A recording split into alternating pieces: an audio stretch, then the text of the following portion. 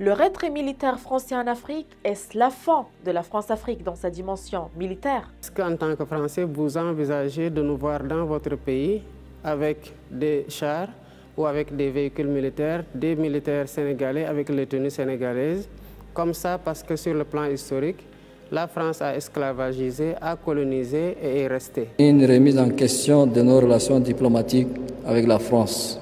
Nous avons ainsi décidé de mettre un terme à cette coopération militaire.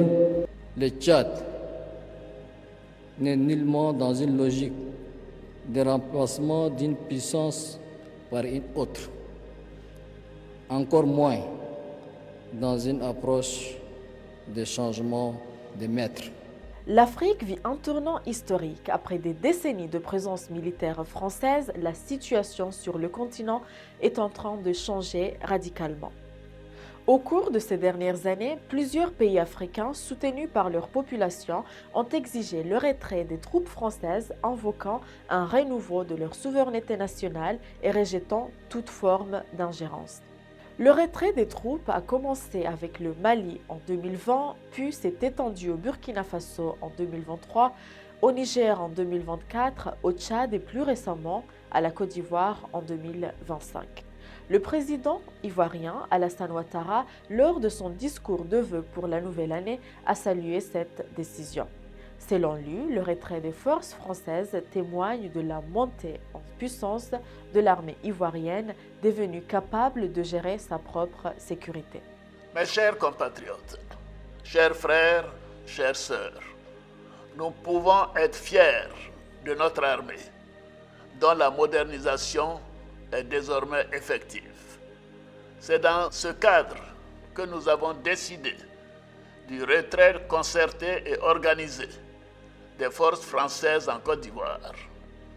Ainsi, le camp du 43e BIMA, le bataillon d'infanterie de marine de Port-Bouët, sera rétrocédé aux forces armées de Côte d'Ivoire dès ce mois de janvier 2025. Cette décision est une étape clé dans un processus de désengagement militaire français. Seules 2 bases permanentes subsisteront désormais sur le continent, à Djibouti et au Gabon. La présence militaire française au Sahel était initialement justifiée par la lutte contre le terrorisme, une intervention lancée en 2013 à la demande du président malien de transition de l'époque, Dioukunda Traoré. Cependant, près d'une décennie de déploiement, l'inefficacité de cette stratégie est de plus en plus pointée du doigt.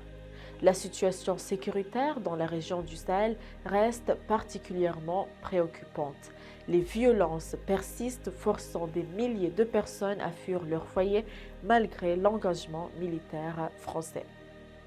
Assalama Dawalak Sidi, directrice régionale de l'ONG Oxfam pour l'Afrique de l'Ouest et du Centre, déplore l'absence de résultats concrets.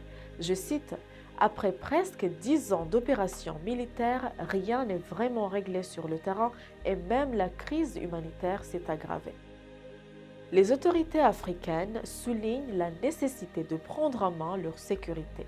Ce retrait militaire s'inscrit dans une dynamique plus large de souveraineté retrouvée. Les gouvernements expriment leur volonté de renforcer leur armée nationale tout en rejetant l'ingérence de l'ancienne puissance coloniale dans leurs affaires internes. Mais pourquoi venir mourir sur nos terres pour nous? Nous préférons combattre nous-mêmes. Nous avons demandé à ce qu'ils retournent chez eux au plus vite, à une vitesse inégalée. Nous avons créé plusieurs unités et même si plusieurs autres sont à venir, nous les avons équipés. Et aujourd'hui, cet équipement se poursuit parce que dans les jours à venir, les mois à venir, ce que vous allez voir venir au Burkina Faso doit faire de notre armée une puissance à craindre.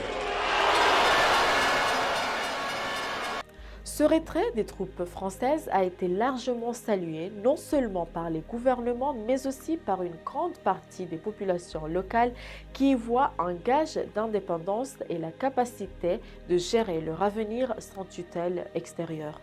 Ainsi, le retrait militaire français marque un tournant. La France-Afrique, dans sa dimension militaire, semble toucher à sa fin.